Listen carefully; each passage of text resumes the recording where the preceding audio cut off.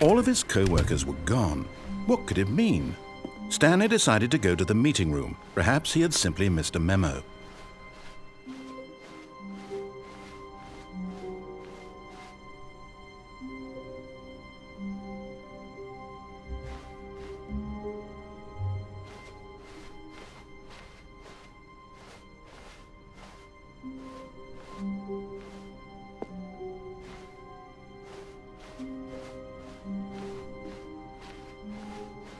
When Stanley came to a set of 2 open doors, he entered the door on his left.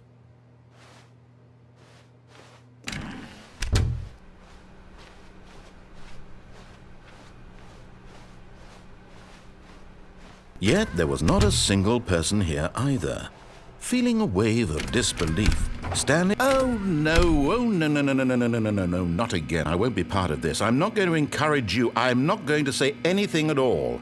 I'm just going to be patient and wait for you to finish whatever it is you enjoy doing so much in this room. Please take your time.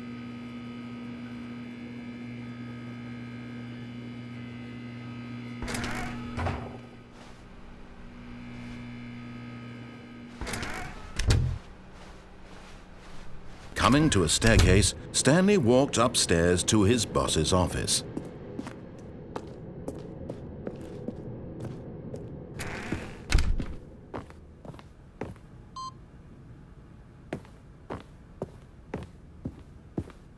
Okay, I think we all know the drill by now. Blah, blah, blah. Dark secrets, the keypad, Stanley pushes some buttons. Oh, hey, look, it's a new passageway.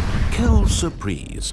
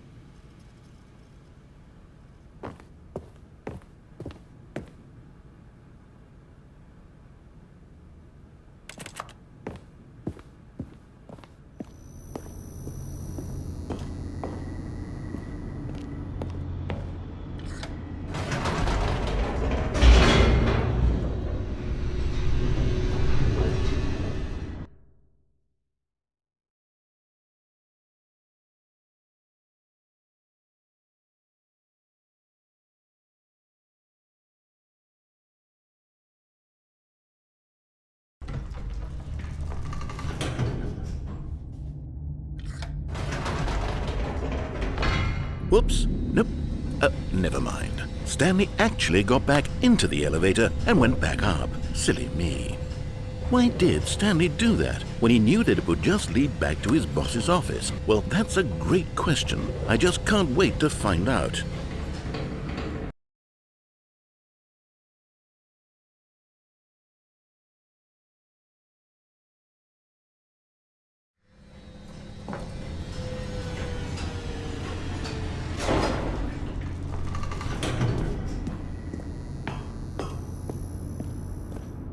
Here we are, Stanley. It's your boss's office. Exactly the way it was before you got onto the elevator. It's still just exactly what it is. What a decision you've made to come up here and look at the office again. This has fleshed out the plot of the story in new and fascinating ways I could have never anticipated. It's that keen eye for storytelling that you have, an incisive rapid fire of critical plot points, one after the other, weaving a rich tapestry of uncompromising narrative. Wow! I'm bolted to the edge of my seat. Incredible.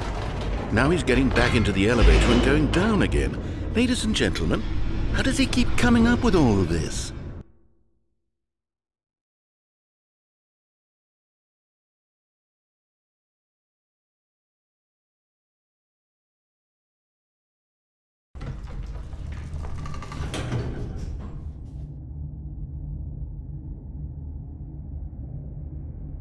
Surely this time Stanley will walk forward into the spooky corridor where... Stanley walked straight ahead through the large door that read Mind Control Facility. Although this passageway had the word Escape written on it, the truth was that at the end of this hall, Stanley would meet his violent death.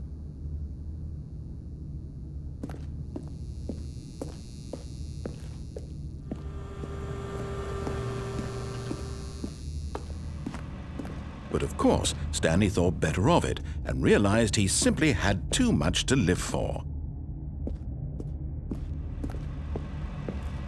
Nope, still on board with death.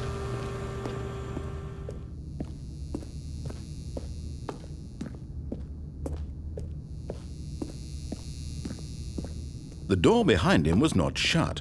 Stanley still had every opportunity to turn around and get back on track.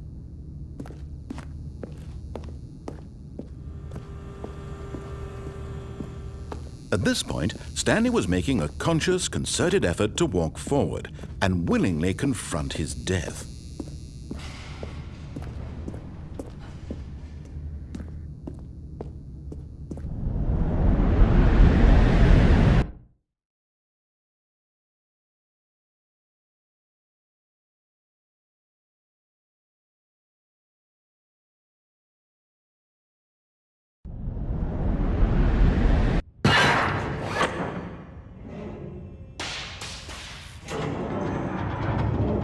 As the machine whirred into motion and Stanley was inched closer and closer to his demise, he reflected that his life had been of no consequence whatsoever. Stanley can't see the bigger picture. He doesn't know the real story, trapped forever in his narrow vision of what this world is. Perhaps his death was of no great loss, like plucking the eyeballs from a blind man. And so he resigned and willingly accepted this violent end to his brief and shallow life. Farewell, Stanley.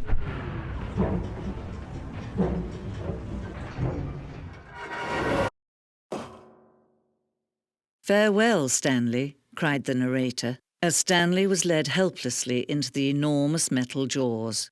In a single visceral instant, Stanley was obliterated as the machine crushed every bone in his body, killing him instantly.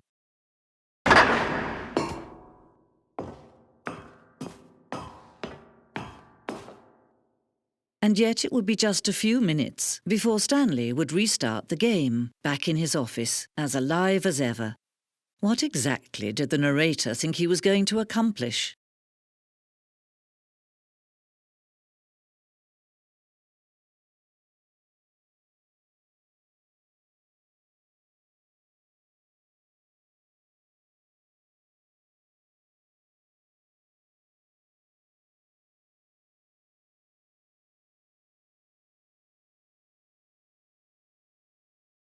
When every path you can walk has been created for you long in advance, death becomes meaningless, making life the same. Do you see now? Do you see that Stanley was already dead from the moment he hit start?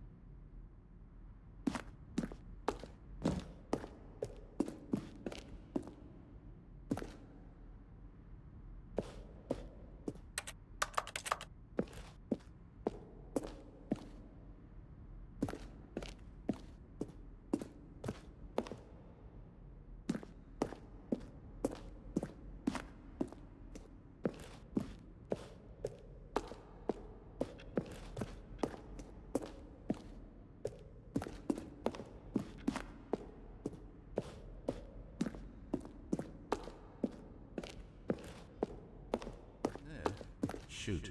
Well, try the other one then. Stanley pushed the big red button. Stanley stood on the snow. Stanley stood on the roof.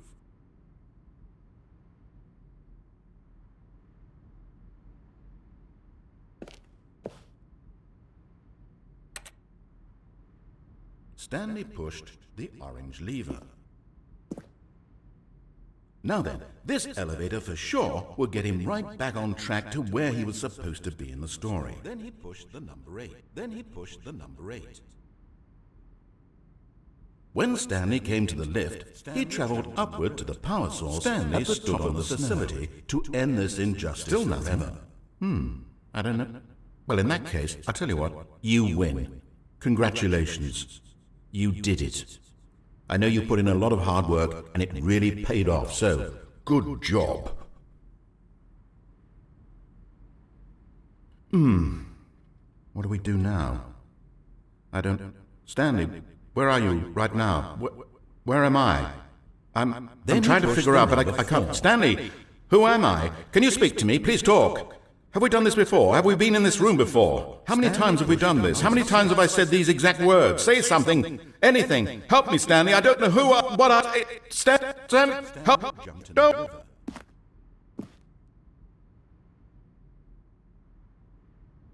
Now look closely, Stanley. See how it's impossible for the player to do anything in this room. Perfect example of poor level design. Textbook mistake.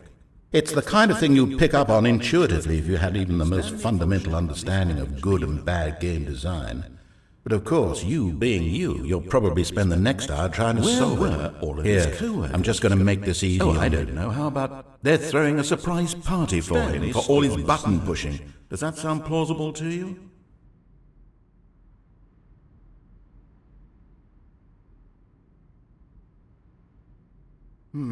Let's see.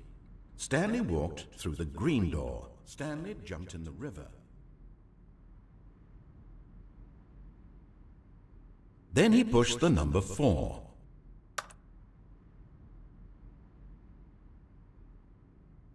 And finally, he pushed the number 9.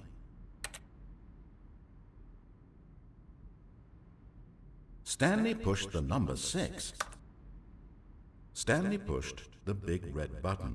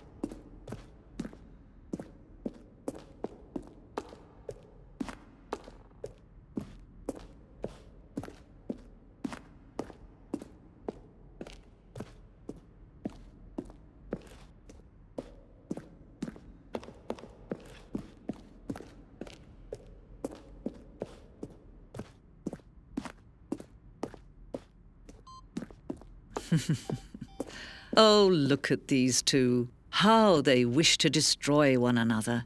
How they wish to control one another. How they both wish to be free. Can you see? Can you see how much they need one another? No, perhaps not. Sometimes these things cannot be seen. But listen to me. You can still save these two. You can stop the program before they both fail. Turn off your PlayStation. There's no other way to beat this game. As long as you move forward, you'll be walking someone else's path. Stop now and it'll be your only true choice. Whatever you do, choose it. Don't let time choose for you. Don't let...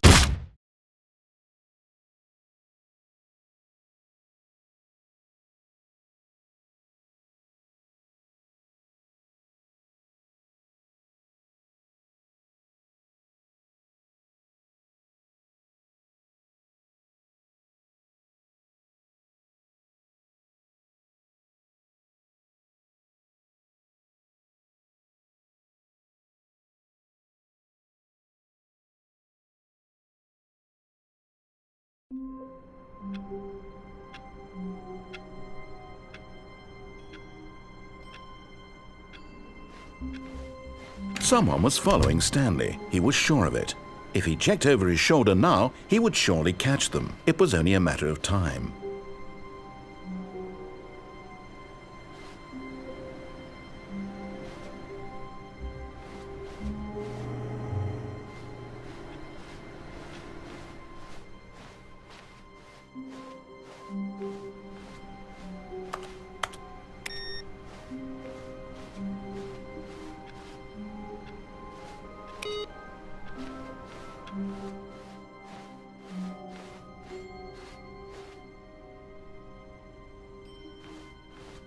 When Stanley came to a set of 2 open doors, he entered the door on his left.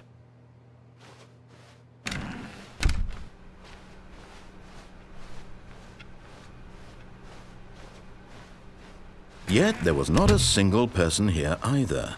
Feeling a wave of disbelief, Stanley decided to go up to his boss's office, hoping he might find an answer there.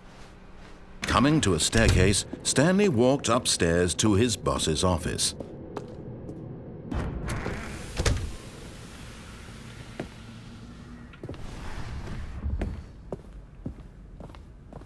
Here's the door, just go.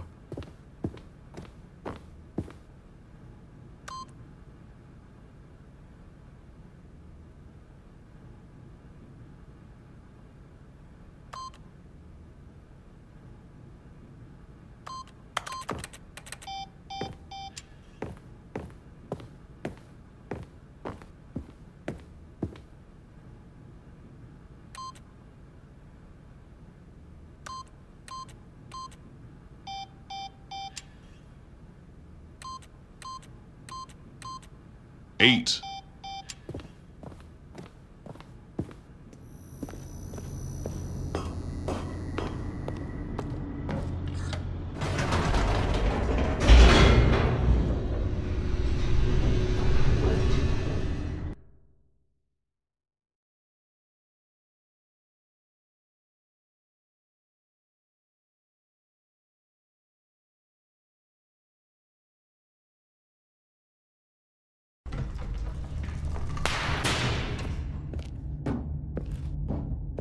Stanley walked straight ahead through the large door that read Mind Control Facility.